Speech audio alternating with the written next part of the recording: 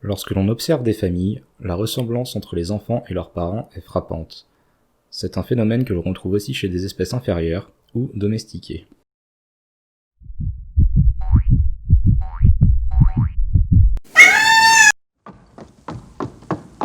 Je suis sûre que vous m'avez adopté. À la télé, ils disent que les enfants ressemblent à leurs parents, mais moi je vous ressemble pas du tout. Mais non, calme-toi. C'est vrai qu'on ne se ressemble pas beaucoup, mais ça ne veut pas dire qu'on n'est pas tes parents. Je vais t'expliquer.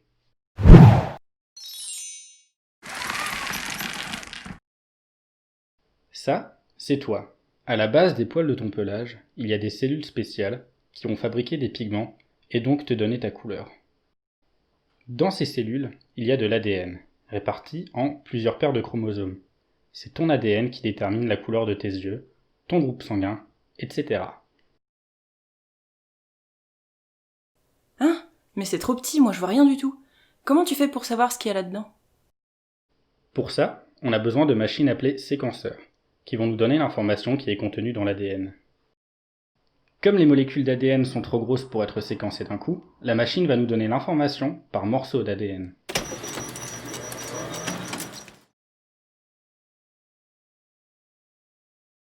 Parfois, on va avoir différentes versions pour un même gène. Ce sont des allèles. C'est ce qui permet d'expliquer par exemple que tous les chats n'ont pas la même couleur. Et c'est écrit où les infos sur ma couleur de pelage?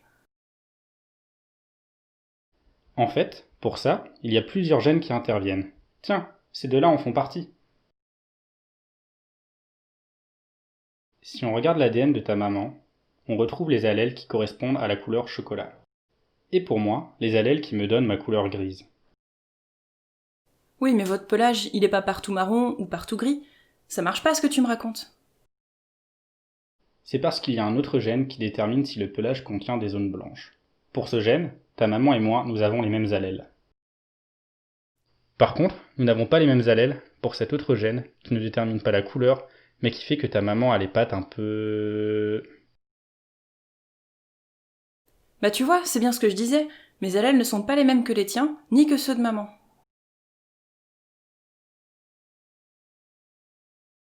Attends, j'allais t'expliquer le point le plus important. Tu as dû remarquer que les extrémités de certains morceaux d'ADN séquencés se ressemblent. On va pouvoir s'en servir pour assembler des morceaux et reformer les chromosomes. Ouais, ok. Mais ça change quoi d'avoir fait ça? Eh bien tout à l'heure, je t'ai expliqué que chacun de tes chromosomes était présent en 2 exemplaires. On dit aussi 2 haplotypes.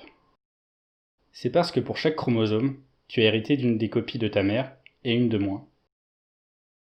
Maintenant, si on regarde les chromosomes qu'on a reconstruits tout à l'heure, les 2 gènes qui déterminent la couleur principale du pelage sont sur des chromosomes différents, donc ils se transmettent de façon indépendante. En revanche, les 2 autres gènes sont sur le même chromosome, donc ils sont transmis en bloc. S'ils avaient été sur des chromosomes différents, tu aurais pu être comme maintenant, mais avec les petites pattes de ta maman.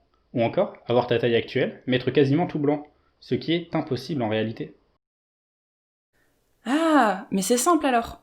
On a chacun des allèles qui nous donnent des caractéristiques particulières. Et de nouveaux caractères peuvent apparaître chez la descendance. Mais parfois, connaître seulement les allèles, ça suffit pas. On a besoin de connaître les haplotypes pour bien comprendre comment les gènes sont transmis. Oui, mais là, c'était un cas simple. Mais par exemple, quand on étudie les maladies génétiques qui peuvent être favorisées par certains allèles, il peut y avoir beaucoup plus de gènes à prendre en compte. Et chacun de ces gènes peut avoir plus de 2 allèles. Il y a aussi des espèces qui ont plus que 2 copies pour chaque chromosome. Et puis, il y a parfois des erreurs de séquençage, qu'on a souvent du mal à distinguer des allèles, et puis on n'arrive pas toujours à assembler des chromosomes. Mais t'en fais pas, les humains ont des thésards pour bosser là-dessus.